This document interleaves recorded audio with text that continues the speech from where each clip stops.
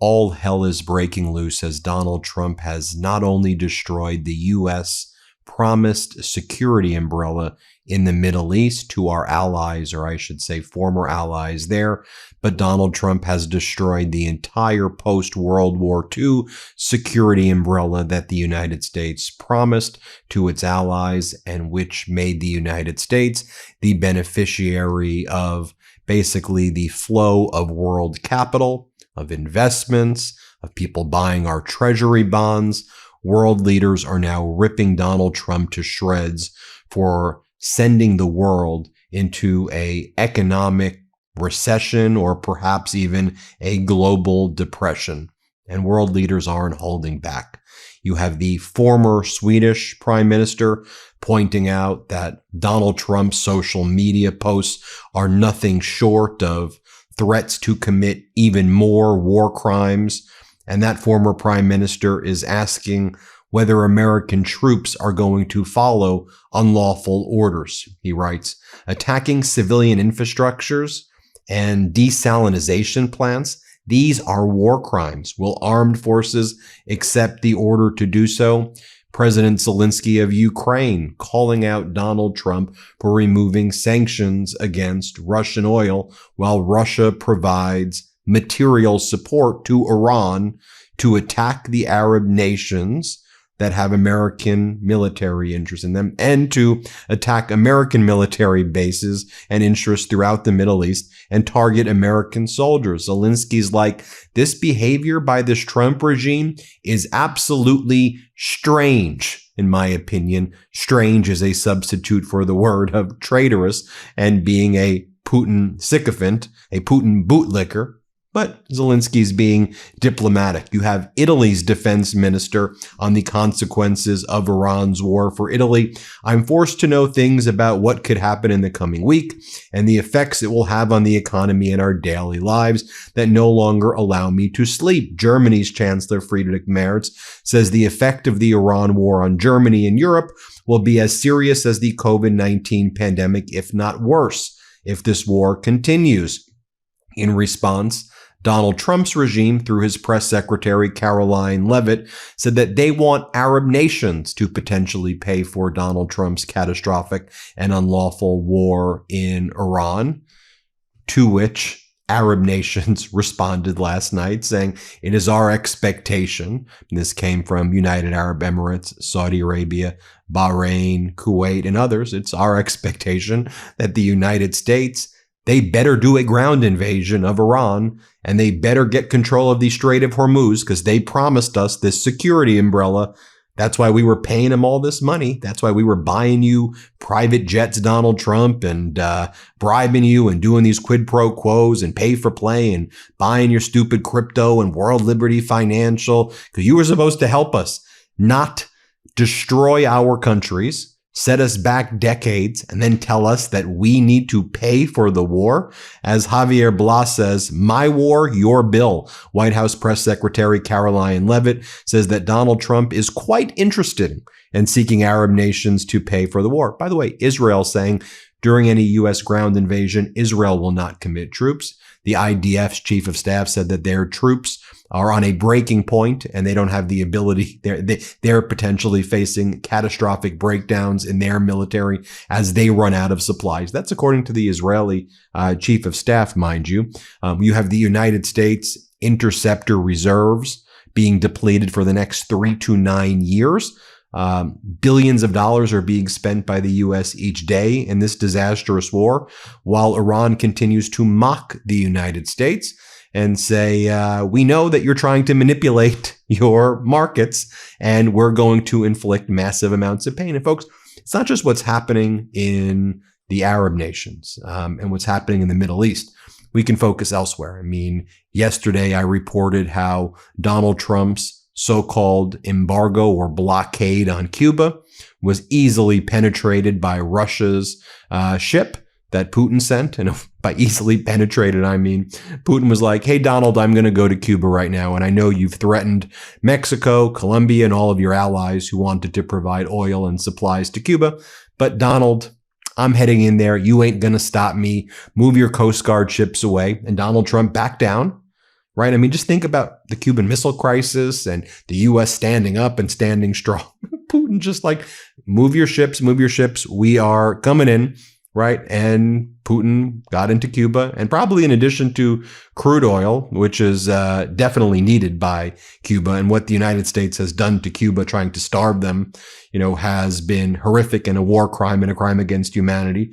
But the U.S. has refused to help, refused to allow its own allies to help, but lets Putin in and cement further control right off the coast of Florida. And everyone's like, whatevs. So that's Cuba. But like, let's take a look at what's going on in Venezuela as well, because there's some big updates there.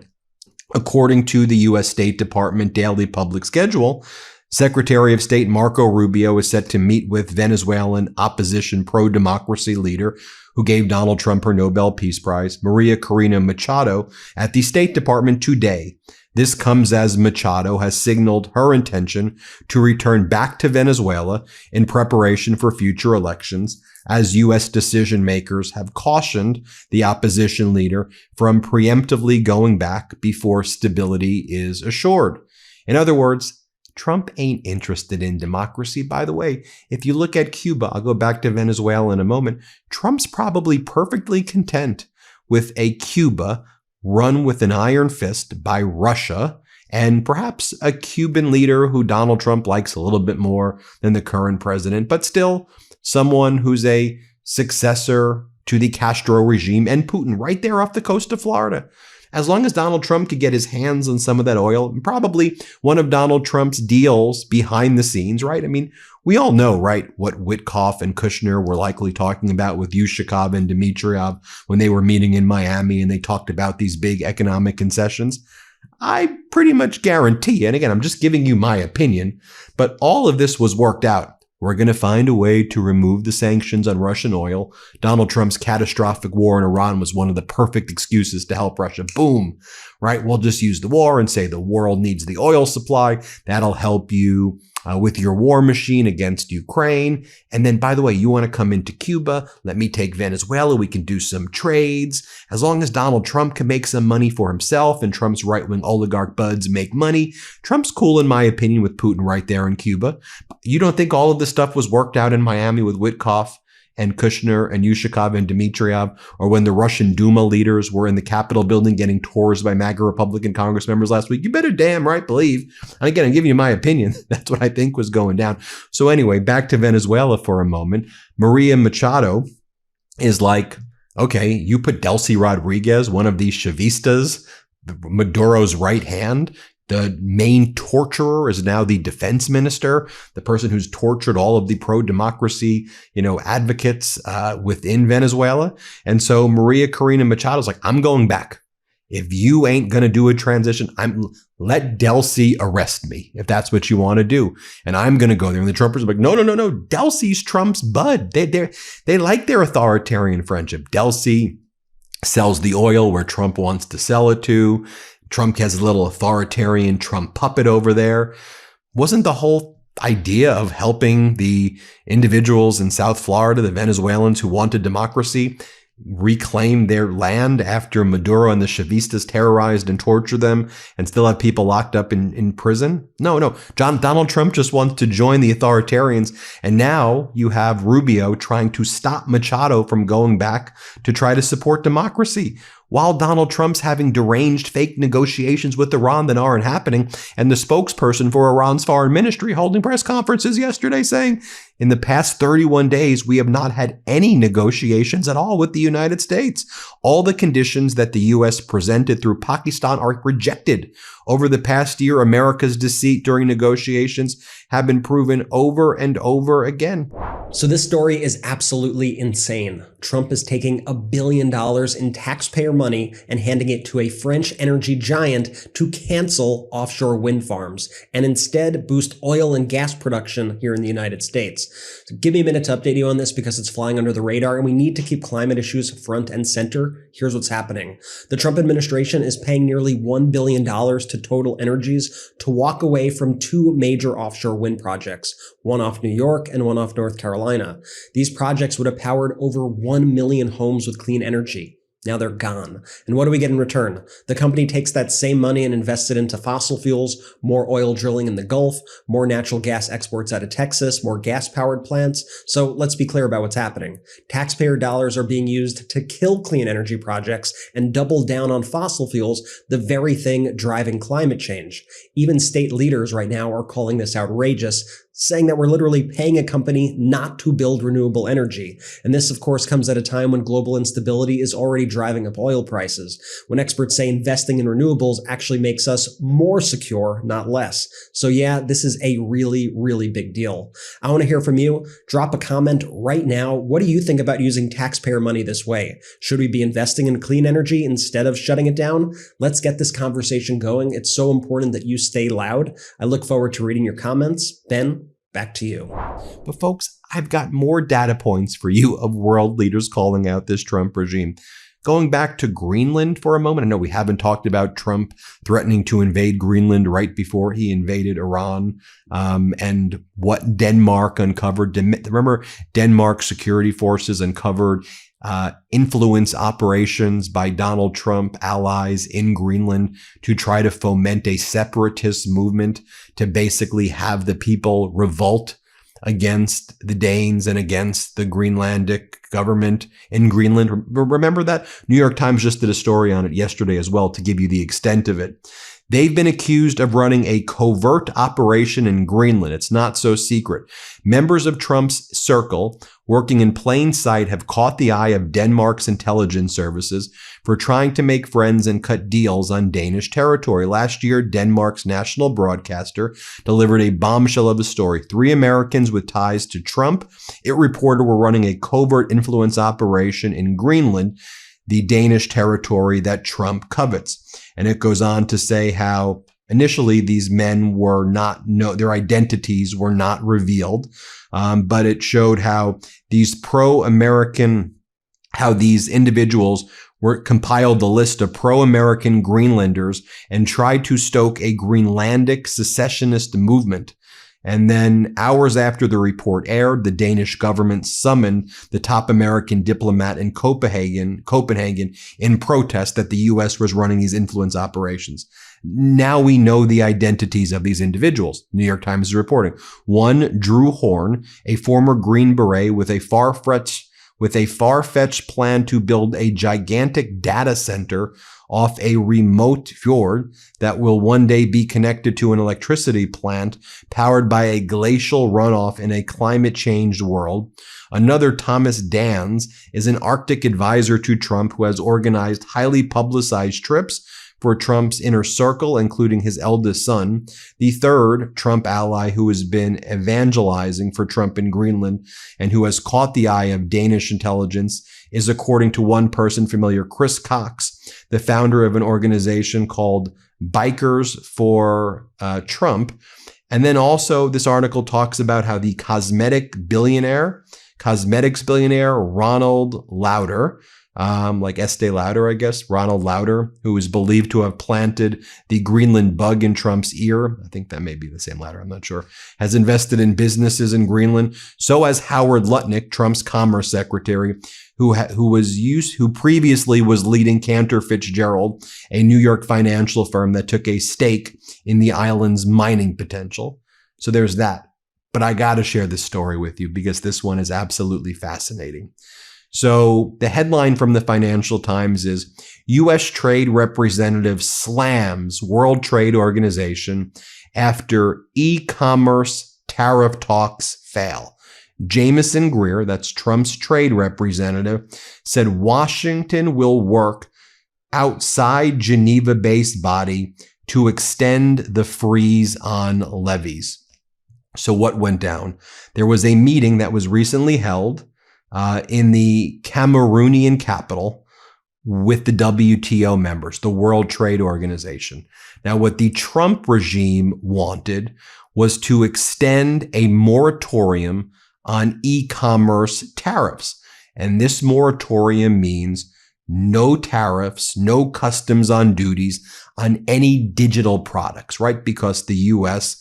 is one of the big exporters of streaming, of cloud services, of digital technology, right? So with the Trump regime, while they've tariffed the world, right? Trump regime, they've tariffed the entire world. They were demanding the World Trade Organization keep digital trade tariff free because the U.S. exports a ton of software streaming, cloud services. And so if countries start taxing, tariffs are taxes, digital flows, it's basically a direct hit on U.S. tech company margins and global reach. So America's like, we need free trade when it comes to digital services. Brazil, who was hit hard by Trump's tariffs against the world, right? You know how Trump has attacked Brazil. Brazil blocked extending the moratorium. And so Brazil says, why? You're tariffing everybody. So if you're tariffing the world on all of these products, we want to at least preserve the option to impose tariffs. And so we think we may be losing potential tax revenue. And these digital trade rules tend to favor wealthier countries like the US. And if you're going to tariff us on these things, we want to be able to tariff you on digital services. Why not? The US wanted indefinite continuation of no tariffs. Brazil and its allies said no extension without broader concessions. So I just want you to understand when Jameson Greer says the World Trade Organization isn't working, we want free trade. Like, our government in the United States is a bunch of sociopaths. Y'all have spent the last 18 months, tariffs. It's a beautiful word, tariffs. I love the word tariffs. Tariffs, tariffs, tariffs, tariffs. You've tariffed everything. But now you say digital services. We need free trade. WTO, you are an irrelevant organization because you can't support our free trade. You've been going around tariffing everybody. And you're whining now that Brazil was like, by the way, Brazil didn't say we are definitely tariffing American digital services. All Brazil said is we don't want to extend the moratorium. We just want the option to tariff as a tool if you come after us. Right. And so I think that just exposes everything right there, just everything all at once. I'll talk about a few more, I think, developments. I think the Financial Times put it well, unfortunately, but this is the truth. Tehran, like Beijing, will have been delighted to discover how quickly it can inflict economic pain on the West. The big opinion piece from the Financial Times, by the way, in addition to writing that Pete Hegseth was trying to invest in one of Blackstone, the private equity company's big military ETF, their big exchange traded fund, their market conglomerate that includes all of these military companies right before the war in Iran started. And the Pentagon viciously denies that. No, absolutely. Hegseth was not trying to do that. He was not going to buy all of these military stocks right before the war. That never happened. Sources told the Financial Times it happened. Hegseth denies it. Hegseth's demanding a retraction from the Financial Times. So they wrote that story yesterday. But also, the Financial Times writes, Iran could emerge from this war stronger and more dangerous, you think? And here's the thing that's happening as well behind the scenes. Is Qatar, or did Qatar, cut a secret deal with Iran? Patricia Marins, I think, puts it perfectly. Why Saudi Arabia, the UAE, Kuwait, and Bahrain cannot do anything against Iran right now. Saudi Arabia, the United Arab Emirates, and Kuwait and Bahrain are completely paralyzed in the face of Iran. Days ago, Israeli media reported an agreement between Qatar and Iran, and the facts confirm it. Attacks launched from Qatar territory have ceased, and strikes against Qatar have also stopped. The situation with the other four countries is the opposite. Iran has been attacking these countries on a daily basis for more than 30 days. While Iran claims that cooperation with the United States is the reason for the attacks, that cooperation has not stopped. In Saudi Arabia, collaboration with the U.S. and Israel runs even deeper, including the provision of infrastructure, aerial refueling tankers, bases, and logistics. Every week, these countries issue bombastic threats to enter the war against Iran. In practice, it is pure bluff. Beyond the obvious fear of destruction to their oil and port infrastructure, they lack the real capacity to sustain a prolonged conflict. Goes back to what I said before. the American security umbrella has been ripped to shreds by the U.S. They've been exposed under Donald Trump. Trump broke it. Trump promised he would protect. This whole thing was based on American protection post-World War II. And by this whole thing, I mean, America was able to print all of this money, incur such high debt, what we're at $39 trillion in debt, which we should never be in that. It's a Ponzi scheme, our economy. But the Ponzi scheme was at least allowed to keep on going despite mortgaging the future of Americans because of the confidence game that America was going to protect the world. And when America failed at that con game ends. That's why we see the 2-year, the 10-year, the 20-year, the 30-year treasury notes rising because it's harder for us to sell our bonds in the market. And it's being reflected right now in higher mortgage rates, more interest the U.S. is going to have to pay on its debt. And ultimately, other nations, if they stop buying our treasuries or our treasuries become less desirable, it becomes very difficult to keep the Ponzi going, right? I mean, that makes sense.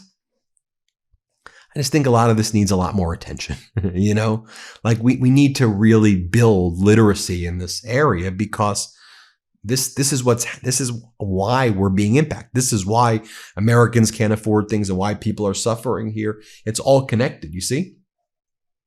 Anyway, hit subscribe. Let's get to 7 million subscribers. Thanks for watching. I'm grateful for you. I appreciate you. Let's really get to 7 million. Okay. Want to stay plugged in?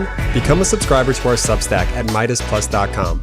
You'll get daily recaps from Ron Filipkowski, ad-free episodes of our podcast, and more exclusive content only available at MeidasPlus.com.